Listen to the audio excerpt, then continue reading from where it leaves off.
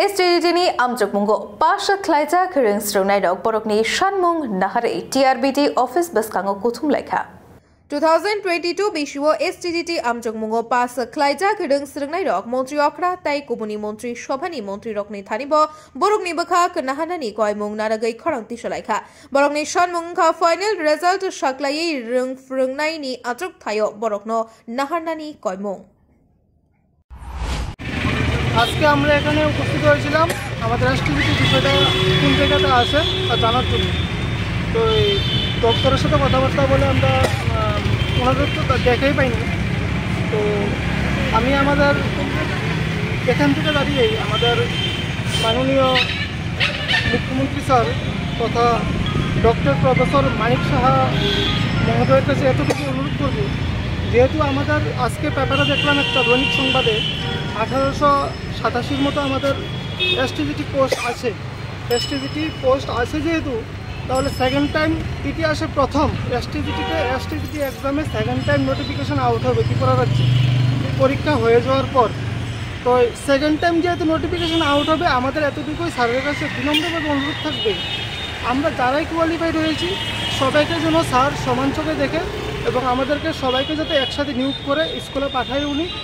স্যারের কাছে আমাদের এতটুকু অনুরোধ, আমরা জানি আমাদের স্যার আমাদের রাষ্ট্রপতি সরকার, উনি সরকারের মধ্যমণি, আমাদের মুখ্যমন্ত্রী স্যার উনি মানবিক দৃষ্টিভঙ্গি দিয়ে আমাদের বিষয়টা লক্ষ্য করবেন এবং আমাদের সমস্যাটা কীভাবে সুরাহা করা যায় উনি দেখবেন। এই বিষয়ে আমরা এতটুকু ওনার প্রতি আমাদের আশ্বাস আছে, এতটুকুই কথা বলার ছিল আজকে এখান থেকে দাঁড়িয়ে ওনার উদ্দেশ্যে। নমস্কার। আজকে আমরা তড়িঘড়ি করে সদরের কিছুজন আমরা TRBT শিক্ষা দপ্তরে মিলিত হয়েছিলাম আমাদের এসটিভিটি কিছুটা প্রচলিতকরণ হয়েছে সেই বিষয়ে জানার জন্য। আপনারা দেখেছিলেন যে আমরা গত 10 তারিখ আমরা সিএম স্যারের বাড়ির উদ্দেশ্যে এসেছিলাম ওনার সাথে মিট করার জন্য, কিন্তু আমরা মিট করতে পারিনি ওনার সাথে। আজকে আমরা হয়ে গেছে আজকে 10-12 দিন, তো আমরা আবার এখানে এসেছিলাম জানার জন্য আমাদের কিছু প্রচলিতকরণ হয়েছে, কিন্তু দুর্ভাগ্যবশত আমরা এখানে এসে কোনো আধিকারিককে আমরা পাইনি। তো এখন মূলত এসটিটি বিষয়টা কোন জায়গায় গিয়ে দাঁড়িয়েছে সেটা তো হয়তো দপ্তর এবং বা মন্ত্রী যারা আছে, দপ্তরের আধিকারিক যারা আছেন তারাই বলতে পারবে। আমরা শুনতে পেয়েছিলাম যে এটা হয়তো একটা কোর্ট কেস হয়েছে, ঠিকই হচ্ছে আপনার মন্ত্রী থেকে বললাম, ডক্টর জানতে পারলাম। তো কোর্ট কেস বিষয়টা আমরা সেই বিষয়টা আমরা ততটা জানি না, কিন্তু এইটুকু বলতে পারি যে তারা বলছে যে তারা সুপ্রিম কোর্টে অ্যাপিল করেছে। এবং বিগত দিন আমরা দেখতে পেলাম যে সিএম স্যারও এটাও বললো যে এটা জুডিশিয়াল ম্যাটার, এটা যতক্ষণ থেকে সলিউশন না হয় এটা রিক্রুট হচ্ছে না। তো আমরা বড় রিকোয়েস্ট রাখছিলাম যাতে 2022 সালে যতজন কোয়ালিফাইড করেছিল সকলের জন্য সে পদে নিয়োগ করে তারা আমরা পাস করেছিলাম 2022 সালে এসটিটি তারা।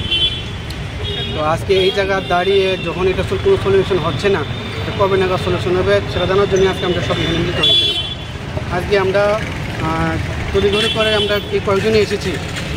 আপনারা মিডিয়ার মাধ্যমে ভাই বোনরা আপনারা এসেছেন, আপনার মাধ্যমে সিএম স্যারের কাছে কিছু কথা আমরা জানিয়ে রাখি। তো আমরা যেহেতু আমরা ওনার সাথে দেখা করতে পারি না, আমরা অনেকে বেতন দিয়েছি, বাট উনি আমাদেরকে সময় দিতে পারছেন না, ওনার বেতন সময় দরকার অনেক শিডিউলের কারণে। তো আজকে আমরা মূলত এই জায়গা থেকে আমাদের আপনাদের দ্বারা সিএম স্যারকে এতটুকু রিকোয়েস্ট করতে চাই যে আজকেও জনসংখ্যার পর থেকে আমরা দেখেছি যেখানে স্পষ্টভাবে লেখা আছে যে এসটিটির ক্ষেত্রে প্রায় 1800-1900 মতো পোস্ট খালি করে আছে।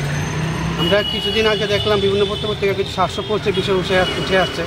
তো বিগত সময়ে আপনারা তো জানবেন যে যখন প্রাক্তন শিক্ষামন্ত্রী ছিল রতনলাল নাথ, উনিও প্রেস মিট করে 1000 রুপে ফাইলের বিভিন্ন তথ্য দিয়েছিল যে আমাদেরকে নিউজ করবে, কিন্তু এখন 700 বিষয়ে উত্থাপন হয়ে আসছে পত্রিকা বিভিন্ন জায়গায় আমরা শুনতে পাচ্ছি যে 700 পোস্ট দেবে, কিন্তু আমাদের যে মূলত দাবিটা যে সবাইকে যেন রিক্রুট করে কোয়ালিফাইড ক্যান্ডিডেটদের সেটা পূরণ হতে আমরা দেখতে পাচ্ছি না। তো এখন যদি গভর্নমেন্ট 230 থেকে নোটিফিকেশান আপনারা জানতে পারবেন ভালো করে যে 230 নোটিফিকেশান আউট হয়েছিল, সেখানে গভর্নমেন্ট নিজে বসে ফলো করেনি। এখন গভর্নমেন্ট যদি পোস্ট ইনক্রিজ করে সেটার জন্য মুষ্টিমেয় কিছুজনের জন্য না, সবার জন্য পোস্ট ইনক্রিজ করে যারা কোয়ালিফাইড করেছে।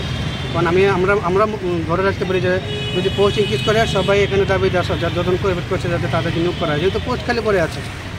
আমরা মনে হয় না যে সিএম স্যার কাছে এক চোখে তেল বা আরেক চোখে ঘি এমন ধরনের কোনো হবে। আমরা এমন যে যতজন কোয়ালিফাইড করেছে তারা কিছুজন মুষ্টিমেয় তারা পাবে, বেসরকারিজন বাদ যাবে।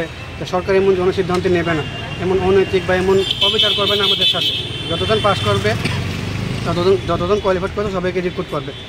আর যেহেতু পোস্ট আজকে দেখলাম যে পত্রিকা এতগুলো খালি পড়ে আছে, যে নিয়োগ করতে তো অসুবিধা কিসের।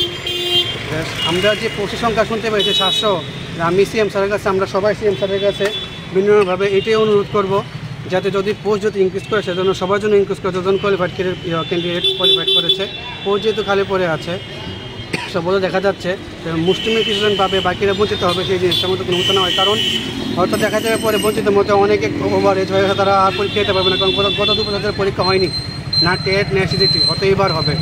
তো যদি পোস্ট ইনক্রিজ করে সেটার জন্য সবার জন্য করে, কেউ যদি বঞ্চিত না হয়, না এসসি না এসটি না ইউআর। আপনাদেরকে আরেকটা কথা বলে, ব্যুরো রিপোর্ট, খুম্পই।